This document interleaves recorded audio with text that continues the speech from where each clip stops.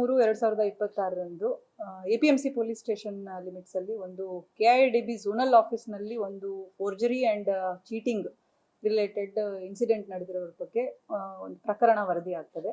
ಈ ಕುರಿತು APMC police station ಅಲ್ಲಿ 65/26 ಅಡಿಯಲ್ಲಿ ಒಂದು FIR ದಾಖಲಾಗಿರುವಂಥದ್ದು.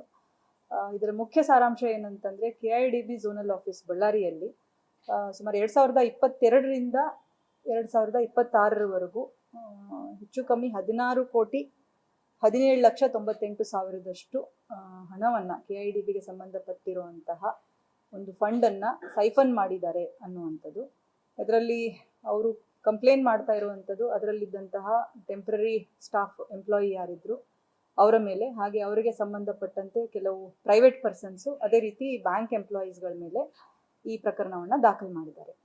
ಇದರಲ್ಲಿ 2022ರಿಂದ ಇದ್ದಂತಹ ಎಕ್ಸಿಕ್ಯೂಟಿವ್ ಇಂಜಿನಿಯರ್ಸ್ ಏನಿದ್ರು KIDBಯಲ್ಲಿ ಅವರ ಚೆಕ್ಗಳನ್ನ, ಅವರ ಸಹಿಯನ್ನ ಫೋರ್ಜ್ ಮಾಡಿಬಿಟ್ಟು ಈ ಹಣವನ್ನ ಬೇರೆ ಬೇರೆ ಇತರೆ ಅಕೌಂಟ್ಗಳಿಗೆ, ಅಂದ್ರೆ ಸಂಬಂಧಪಡದೇ ಇದ್ದಂತವರ ಅಕೌಂಟ್ಗಳಿಗೆ ಹಣವನ್ನ ಹಂತ ಹಂತವಾಗಿ ಕಳಿಸಿ ಈ ಹಣವನ್ನ KIDBಗೆ ಮೋಸ ಮಾಡಿರುವಂತಿದೆ ಅನ್ನುವಂಥದ್ದು ಈ ಕಂಪ್ಲೇಂಟ್ ಅಲ್ಲಿ ಈಗಾಗಲೇ ಅವರು ತಿಳಿಸಿದ್ದಾರೆ.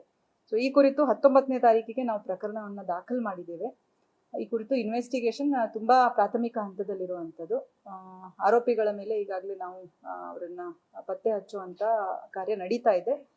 ಮೀನ್ ವೈಲ್ ನಮಗೆ ವಂಚನೆ ಮೊತ್ತ 15 ಕೋಟಿಗಿಂತ ಹೆಚ್ಚು ಇದ್ದಿದ್ರಿಂದ ಇದು ಟೆಕ್ನಿಕಲಿ CIDಗೆ ಟ್ರಾನ್ಸ್ಫರ್ ಆಗುವಂತಹ ಪ್ರಕರಣ.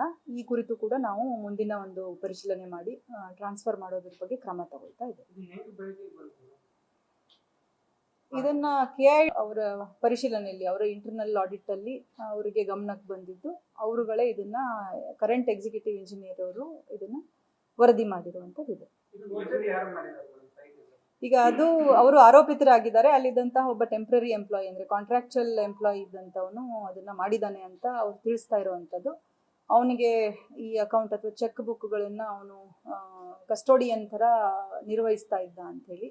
ಸೊ ಆ ಸಂದರ್ಭದಲ್ಲಿ ಅಲ್ಲಿದ್ದಂತಹ ಎಕ್ಸಿಕ್ಯೂಟಿವ್ ಇಂಜಿನಿಯರ್ಗಳ ಸಿಗ್ನೇಚರ್ಗಳನ್ನ ಫೋರ್ಜ್ ಮಾಡಿದ್ದಾನೆ ಅಂತ ಅವರು ಪ್ರಾಥಮಿಕವಾಗಿ ತಿಳಿಸಿರೋದು.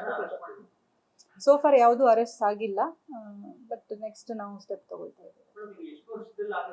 ಇದು ಲಾಸ್ಟ್ 4 years ಅವ್ರು ತಿಳಿಸ್ತಾ ಇರೋದು 2022ರಿಂದ 2026 ಕರೆಕ್ಟ್ ಪ್ರಸ್ತುತ ಫೆಬ್ರವರಿವರೆಗೆ.